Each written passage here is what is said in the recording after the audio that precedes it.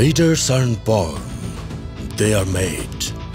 And they are made just like anything else, through hard work.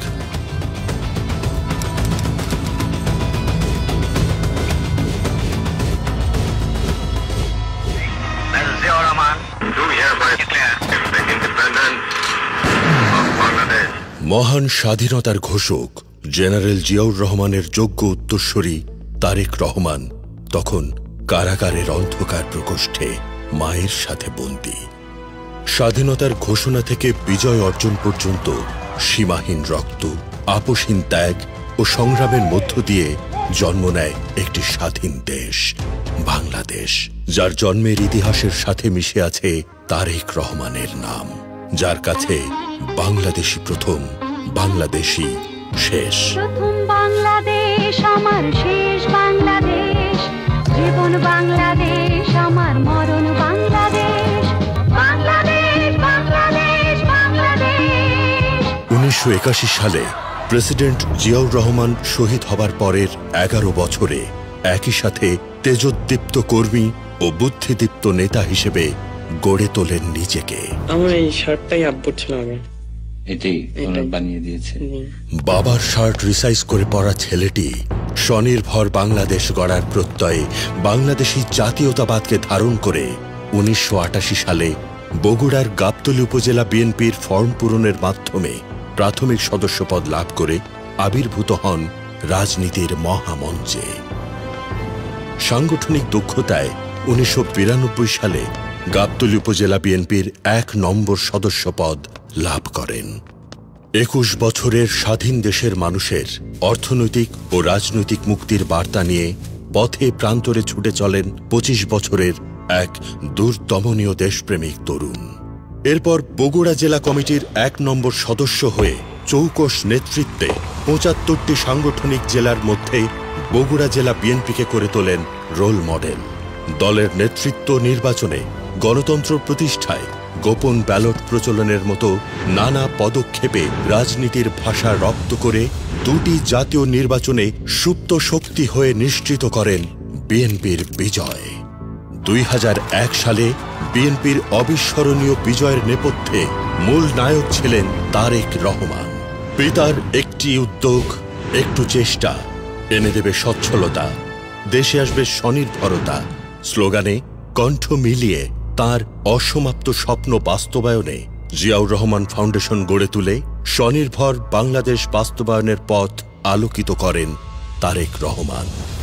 সরকারের রাষ্ট্রীয় পদবীর লাল গালিচাকে পাশ কাটিয়ে অন্তরে মাটির গান নিয়ে বাংলার পথে প্রান্তরে ছুটে মিশে গিয়েছেন গ্রামীণ উন্নয়ন, নারী ও শিশুদের বিকাশ, স্বাস্থ্যসেবার নিশ্চয়তা, অবকাঠামোর ভিত্তি সুদৃঢ়করণ আর শিক্ষামান নিশ্চিতের সুকঠোর সংগ্রামে।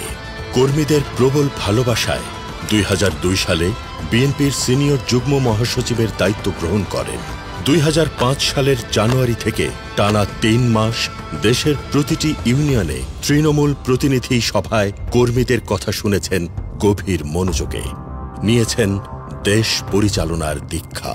তাঁর প্রাণান্তকর প্রচেষ্টায় দেশ যখন এগিয়ে যাচ্ছিল সমৃদ্ধির শিখরে, ঠিক তখনই দেশি বিদেশি ষড়যন্ত্রে গুটি কয়েক সুযোগ সন্ধানী মাধ্যমে শুরু হয় বাংলাদেশকে অস্থিতিশীল করার পায়তারা।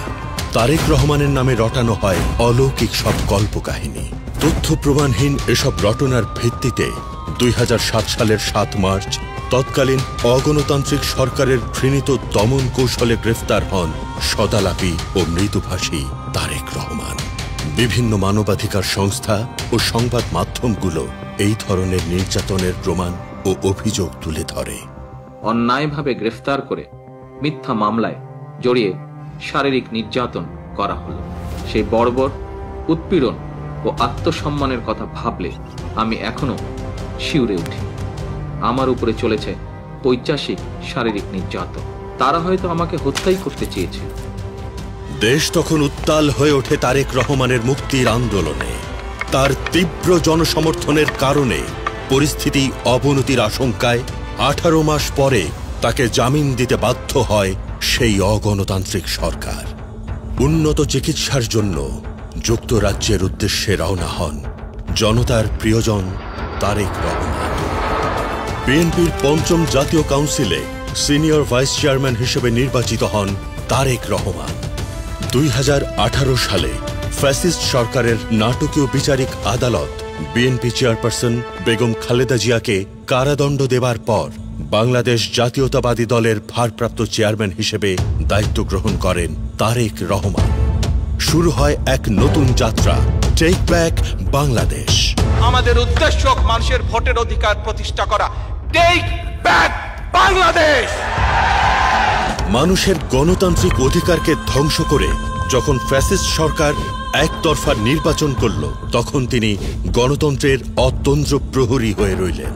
আমাকে ভোট দিতে হবে এমন কোনো কথা নেই, আপনার ভোট আপনিই দিবেন, যাকে ইচ্ছা আপনিই দিবেন, কিন্তু আমার হাতকে আপনি শক্তিশালী করুন, আমাকে সহযোগিতা করুন, যাতে আমি আপনার ভোটের অধিকার প্রতিষ্ঠা করতে পারি। মানুষের গণতান্ত্রিক অধিকার ও সমগ্র রাষ্ট্র ব্যবস্থাকে ধ্বংস করে ফ্যাসিস্ট সরকার যখন বাংলাদেশকে একটি অকার্যকর রাষ্ট্র হিসেবে প্রতিষ্ঠা করে, তখন রাষ্ট্রীয় কাঠামো মেরামতের লক্ষ্যে 2023 সালের 13 জুলাই তারেক রহমান ঘোষণা করেন 31 দফা।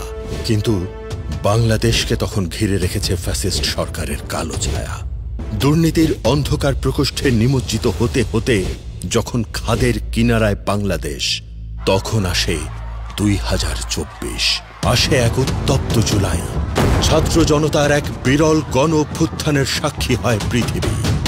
সেই অভ্যুত্থানকে রাজনৈতিক ও সুনির্দিষ্ট লক্ষ্যে ঐক্যবদ্ধ ও সংগঠিত করায় তারেক রহমানের ভূমিকা অপরিহার্য। সব অন্ধকারের যেমন একদিন শেষ হয়, তেমনি 5 আগস্ট পতন ঘটে ফ্যাসিস্ট সরকারের। দেশব্যাপী যখন বিশৃঙ্খলা, বিপ্লব পরবর্তী উত্তেজনা, তখনই আবার দেশ নেতার ভূমিকায় তারেক রহমান। কেউ দয়া করে নিজের হাতে আইন তুলে নেবেন না। প্রতিহিংসা, প্রতিশোধে লিপ্ত হবেন না দয়া করে। বিচারের ভার নিজ হাতে দয়া করে তুলে নেবেন। 36 বছরেরও বেশি সময় ধরে পাড়ি দিয়েছেন ঝঞ্ঝা বিক্ষুব্ধ পথ, সামাল দিয়েছেন বহু শোক ও সংকট। ষড়যন্ত্র, সমালোচনা ও শতমুখী অপপ্রচার তাকে থামিয়ে রাখতে পারেনি।